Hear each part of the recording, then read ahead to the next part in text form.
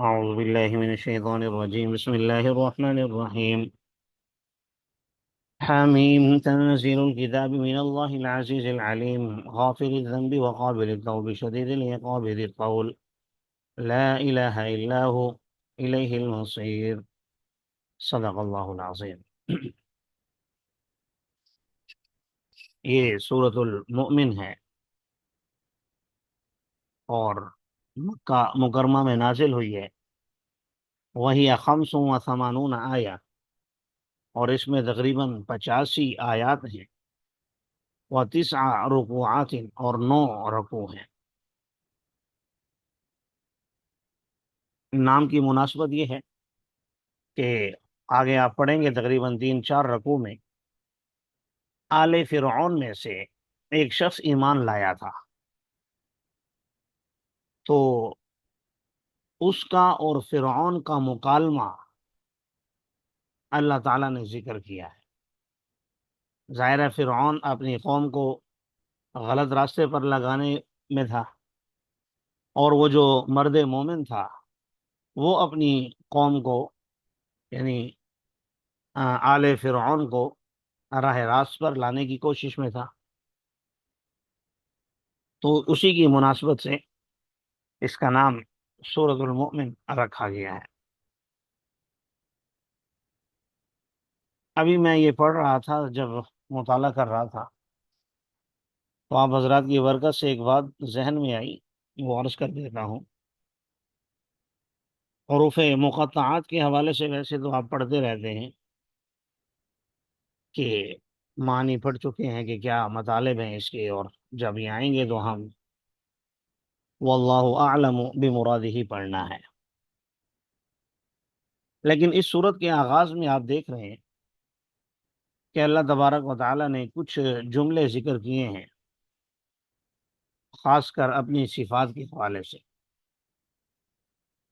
حامیم واللہ اعلم بمرادہ، تنزیل الکتاب، کتاب اتاری ہوئی ہے اللہ کی طرف سے جو زبردست علم والا ہے. تیسری صفت بیان کی، غافر الذنب، گناہوں کو معاف کرنے والا ہے. چوتھی، توبہ قبول کرنے والا ہے. پانچویں، شدید العقاب، سخت سزا دینے والا ہے. ذی الطول، بڑے فضل والا ہے. لا الہ الا ہو، نہیں ہے کوئی الہ مگر وہی، اسی کی طرف لوٹنا ہے.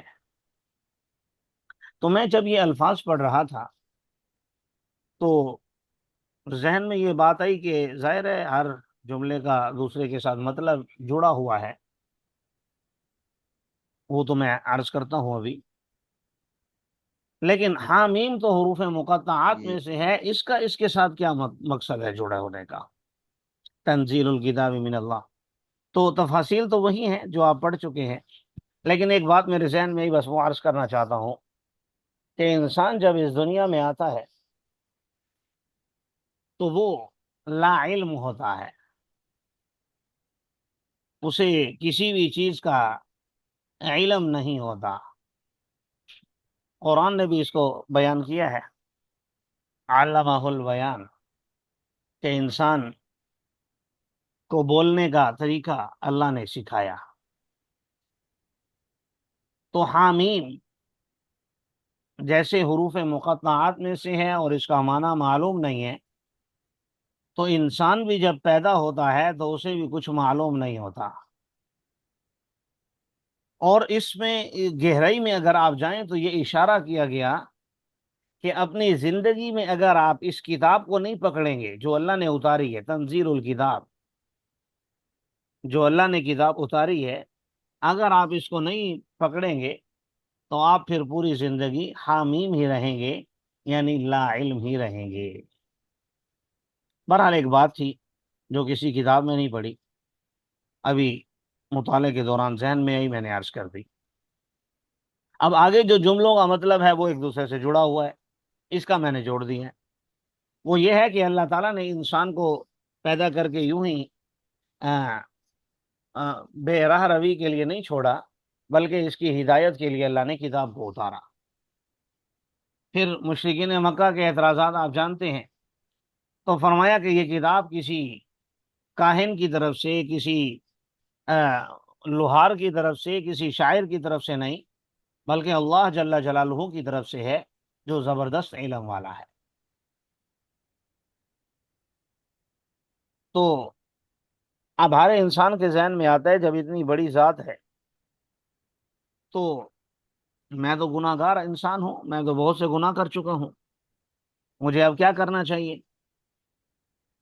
تو فرمایا کہ اللہ تعالیٰ ہر چیز کا علم رکھتے ہیں، لیکن ساتھ ساتھ غافر الذنب، گناہوں کو معاف کرنے والے بھی ہیں۔ موت سے پہلے پہلے توبہ کا دروازہ کھلا ہوا ہے، اگر آپ توبہ کریں گے تو اللہ تعالیٰ معاف بھی فرما دیں گے۔ شرط یہ ہے کہ آپ قابل توبہ، گناہوں سے توبہ کریں تو اللہ توبہ بھی قبول کرنے والا ہے۔ تو اگر کوئی توبہ قبول نہیں کرتا، توبہ نہیں کرتا، گناہوں سے استغفار نہیں کرتا، گناہوں کی زندگی کو نہیں چھوڑتا، تو فرمایا پھر اللہ اس کے لیے شدید العقاب، سخت سزا دینے والا بھی ہے۔ پھر ہمارے ذہنوں میں سوال پیدا ہوتا ہے کہ بہت سے لوگ گناہ گار ہیں اور کوئی ان پر سزا نہیں ہے، کوئی عذاب نہیں آ رہا، کوئی ان کے لیے پریشانی نہیں ہے۔ تو فرمایا اس کو یہ نہ سمجھیے کہ اللہ تبارک و تعالی سزا دینے پر قادر نہیں، بلکہ ذی طول، اللہ بڑے فضل والے بھی ہیں، اور اس لیے اللہ تبارک و تعالی نے ڈھیل دی ہوئی ہے۔ باقی حقیقت میں لا الہ الا ہو، نہیں ہے کوئی الہ مگر وہی، اسی کی طرف لوٹنا ہے۔ نہیں جھگڑتے اللہ کی آیات کے بارے میں الا الذین کفروا، مگر وہ لوگ جنہوں نے کفر کیا۔ فلا یغررک تقلبهم فی البلاد، تو آپ کو دھوکے میں نہ ڈال دے ان کا چلنا پھرنا شہروں میں۔ بڑی خوبصورت آیت ہے، فلا یغررک تقلبهم فی البلاد۔ نبی کریم صلی اللہ علیہ وسلم کے ذہن میں یہ بات آتی تھی کہ جب ان لوگوں نے نبوت کا انکار کر دیا ہے تو پھر ان لوگوں کے کاروبار کیسے چل رہے ہیں، ان لوگوں کے معاملات کیسے ٹھیک ٹھاک چل رہے ہیں؟ وہ تو سب کچھ تباہ ہو جانا چاہیے، دنیاوی ترقی ان سے چھین جانی چاہیے۔ تو اللہ تبارک و تعالیٰ نے بتلایا کہ دنیاوی ترقی یہ کوئی کامیابی اور ناکامی کا معیار نہیں ہے۔ تو ان کے شام اور یمن کے وہ قافلے اور تجارتی لین دین آپ کو دھوکے میں مبتلا نہ کر دے کہ یہ لوگ کامیاب ہیں، بلکہ ایسا ہو سکتا ہے کہ ایک انسان ناکام ہو، اس کے باوجود دنیاوی ترقی اس کے پاس ہو۔ اور یہ آیت خاص کر ان لوگوں کے لیے بھی منہ توڑ جواب ہے جو آج ہر بات میں کافروں کی مثالیں دیتے ہیں کہ انہوں نے تو اتنی ترقی کر لی، وہ اتنا آگے نکل گئے، انہوں نے یہ کر لیا، وہ کر لیا۔ تو بھئی اللہ نے ایمان والوں کی تسلی کے لیے نازل کیا ہوا ہے، فلا یغررک تقلبهم فی البلاد، ان کا چلنا پھرنا شہروں میں آپ کو دھوکے میں مبتلا نہ کر دے۔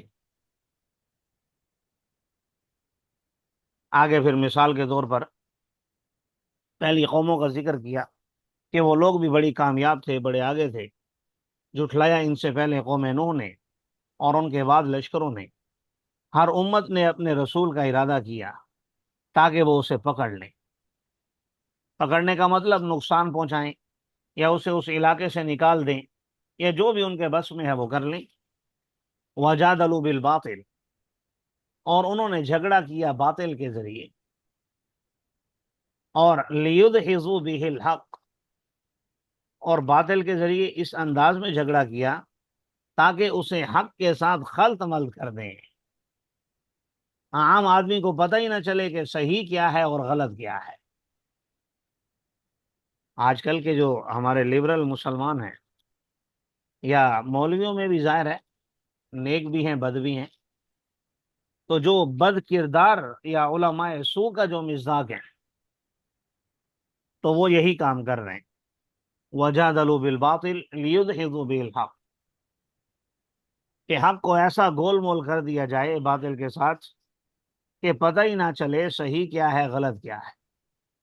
فرمایا جب انہوں نے یہ حرکت کی فاخذتهم تو میں نے ان کو پکڑا، فکیف کان عقاب تو کیسا تھا میرا پکڑنا، کیسا تھا میرا ان کو سزا دینا۔ اسی طرح آپ کے رب کے کلمات ثابت ہو چکے ہیں ان لوگوں پر جنہوں نے کفر کیا، انہم اصحاب النار کہ وہ لوگ اہل جہنم میں سے ہیں۔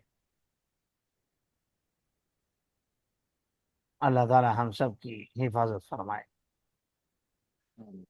الذین یحملون العرش اور وہ فرشتے جنہوں نے عرش کو اٹھایا ہوا ہے، اور وہ جو اس کے ارد گرد ہیں اپنے رب کی حمد کی تسبیح بیان کرتے ہیں اور اس پر ایمان بھی رکھتے ہیں، اور استغفار کرتے ہیں ان لوگوں کے لیے جو ایمان لائے۔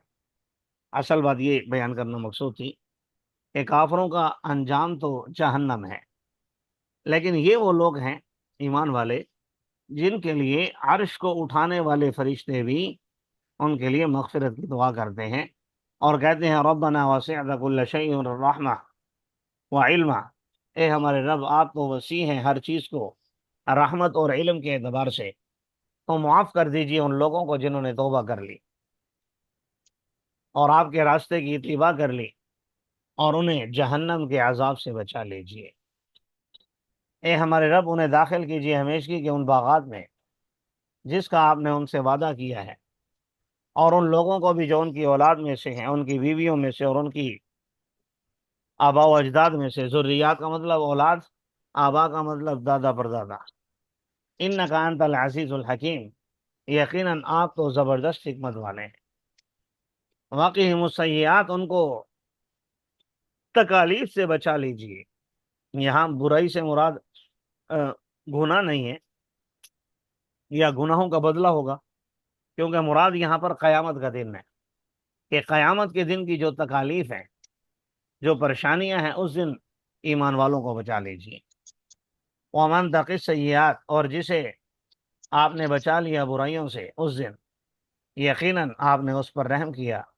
وذلک هو الفوز العظیم، یقیناً یہ بہت بڑی کامیابی ہے، یعنی قیامت کے دن تکالیف سے بچ جانا یہ بہت بڑی کامیابی۔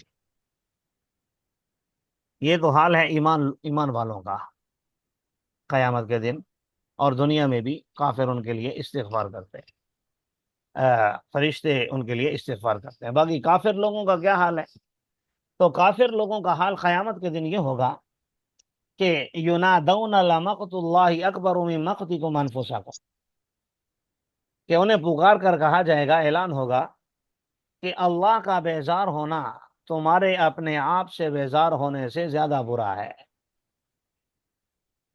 یعنی جتنا تم اپنے آپ سے نفرت کر رہے ہو اس ٹائم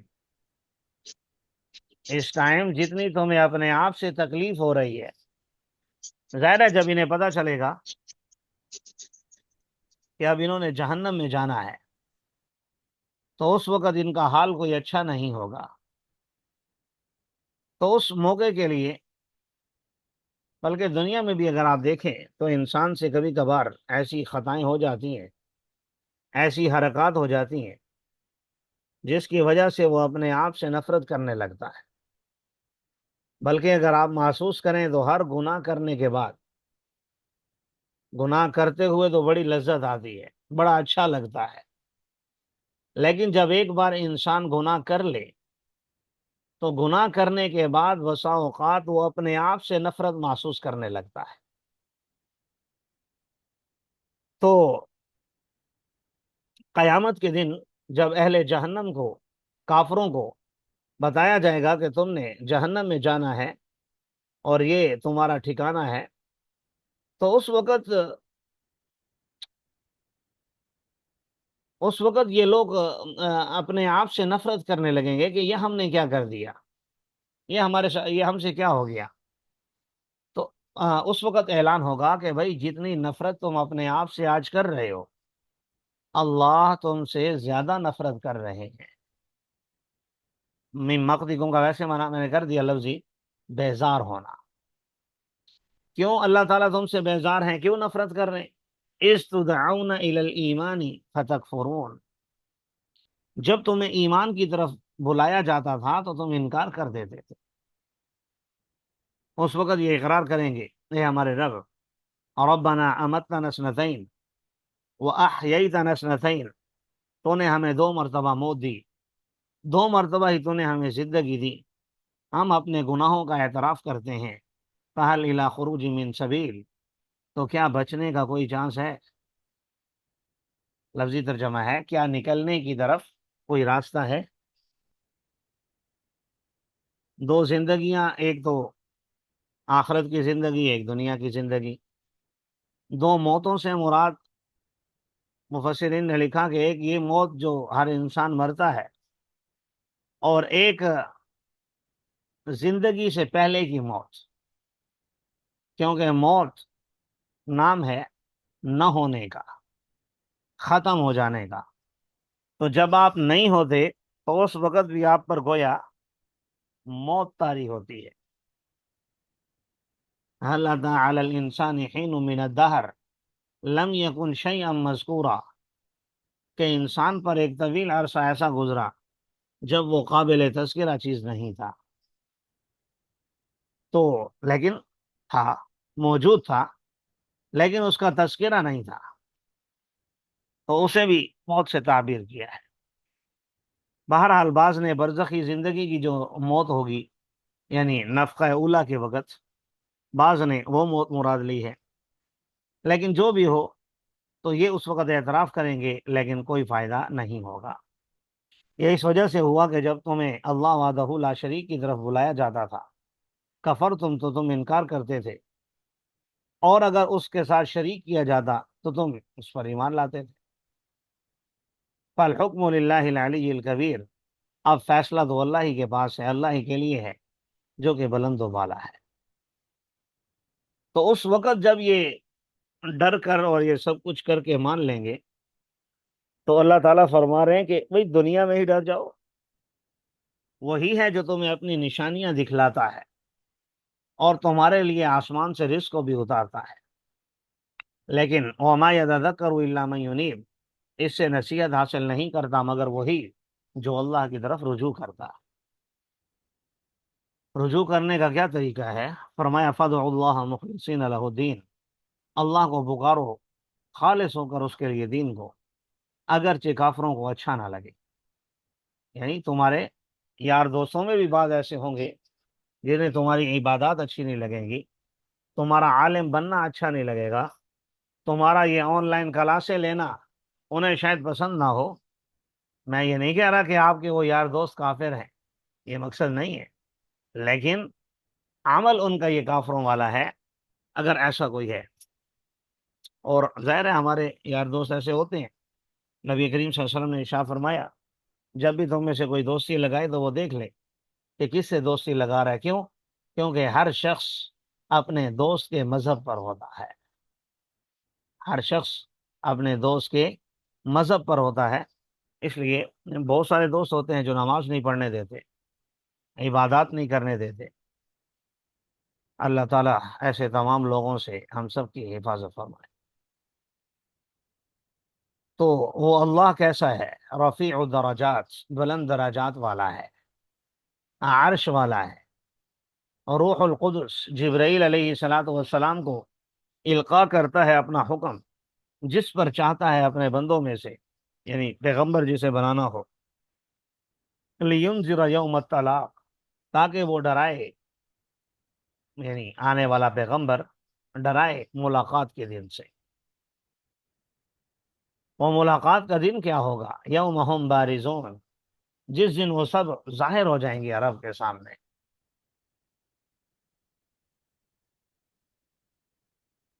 اور اللہ پر ان میں سے کوئی بھی چیز مخفی نہیں ہوگی۔ لمن الملک اليوم للہ الواحد القہار، اسی کے لیے آج بادشاہت ہوگی، اللہ ہی کے لیے جو کہ تنہا ہے، سب پر غالب ہے۔ دیکھیں آپ کے ذہن میں آئے گا کہ یوم ہم بارزون تو آج بھی ہے اللہ کے سامنے، لا یخفی علی اللہ منہم شیء، اللہ کے سامنے آج یہ بھی ہے، کوئی مخفی نہیں ہے۔ لمن الملک اليوم، اللہ کہہ رہے ہیں قیامت کے دن بادشاہت اللہ کے لیے ہوگی، وہ تو آج بھی ہے، لیکن بات یہ ہے یہ ساری چیزیں بے شک اللہ کے پاس ہیں، لیکن اللہ تبارک و تعالیٰ نے دنیا میں ظاہری ملکیتیں دی ہوئی ہیں مجھے اور آپ کو۔ ہم کہتے ہیں یہ میرا گھر ہے، یہ میری گاڑی ہے، یہ میرا پلاٹ ہے، یہ میرا گھر ہے، میری کوٹھی ہے، میرا بنگلہ ہے، میرا فلاں میرا فلاں، یہ میرا مال ہے، میری فیکٹری ہے، میری مل ہے۔ تو یہ ظاہری ملکیت ہوتا تو سب کچھ اللہ کا ہے، لیکن ظاہری ملکیتیں اللہ تعالیٰ نے ہمیں دی ہوئی ہیں۔ تو سجید للہ الواحد القہار کا کیا مطلب ہے؟ اللہ ہی کے لیے جو کہ تنہا غالب ہے۔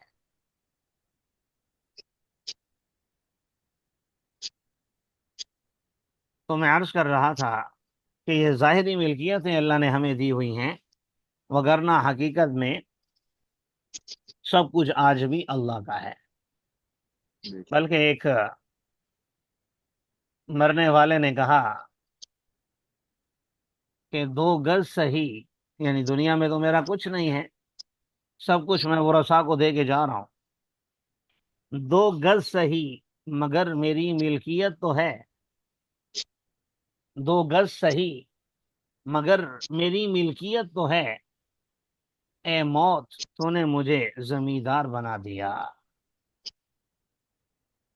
پتہ نہیں آپ لوگ شعر سمجھے ہیں کہ نہیں سمجھے، جی استاد جی۔ کہ بھائی دنیا میں تو جو کچھ میرے پاس تھا وہ ختم ہو گیا اور دوسروں کے حصے میں چلا گیا، مجھے مرنے کے بعد ملا تو 2 گز زمین کا ٹکڑا، جو اب میرا ہے، جو اب ظاہر ہے مجھ سے کوئی لے نہیں سکتا۔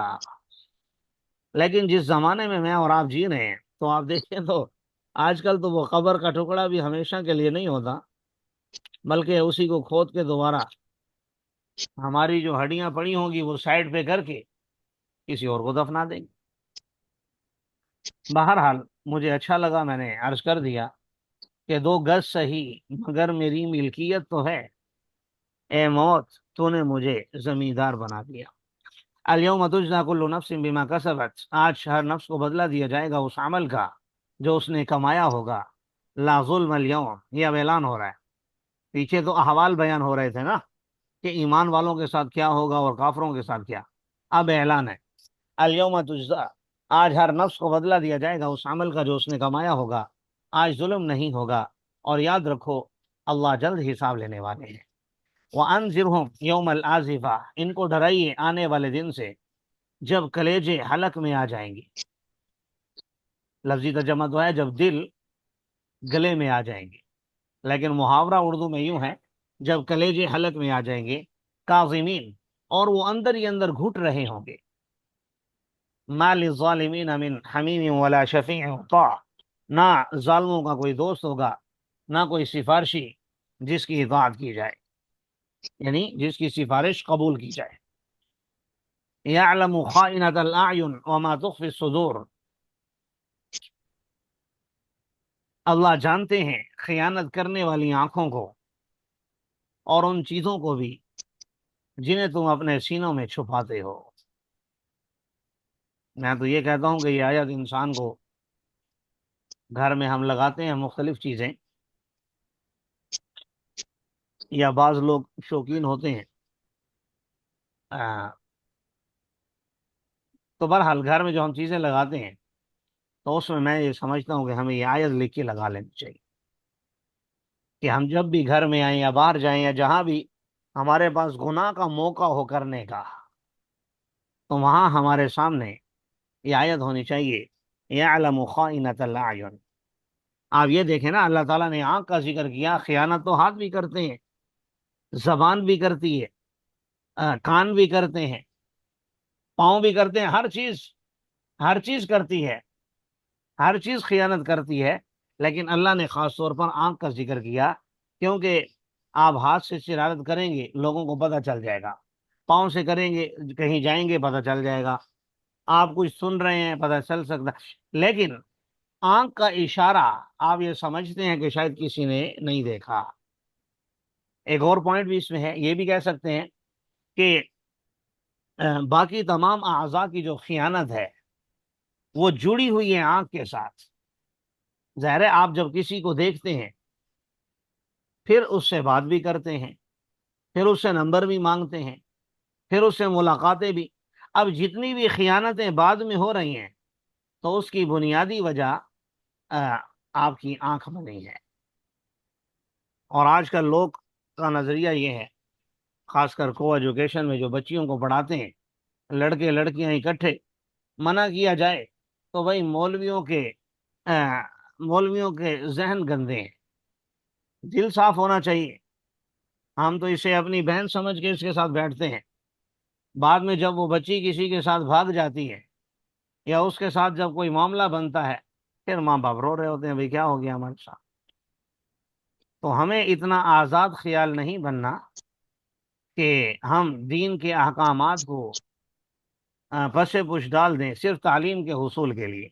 بھائی تعلیم حاصل کرنی ہے، کرے، کوئی منع نہیں ہے، لیکن ایسی تعلیم جو انسان کو اللہ کا باغی بنا دے، ماں باپ کا باغی بنا دے۔ جو بچیاں ہاسٹل میں رہتی ہیں، میں یہ نہیں کہتا کہ سب خراب ہیں، اللہ معاف فرمائے، ہم کسی پر کیوں بات کریں، لیکن عام طور پر ہو جاتی ہیں خراب۔ تو اس لیے اٹھا کر پھینک دو باہر، نئی تہذیب کے انڈے ہیں گندے۔ ہمیں نہیں چاہیے ایسی تہذیب اور ایسی تعلیم جس سے ہماری بچیاں اور بچے غلط راستے پر گامزن ہو جائیں۔ ایک عربی کا شعر میرا ذہن میں آ رہا ہے، اعین سے، کہ دیکھنے سے کچھ نہیں ہوتا، ہم تو بہن سمجھ کے بھائی، کل الحوادث مبزا من النظر، معظم النار مستصغر الشرر۔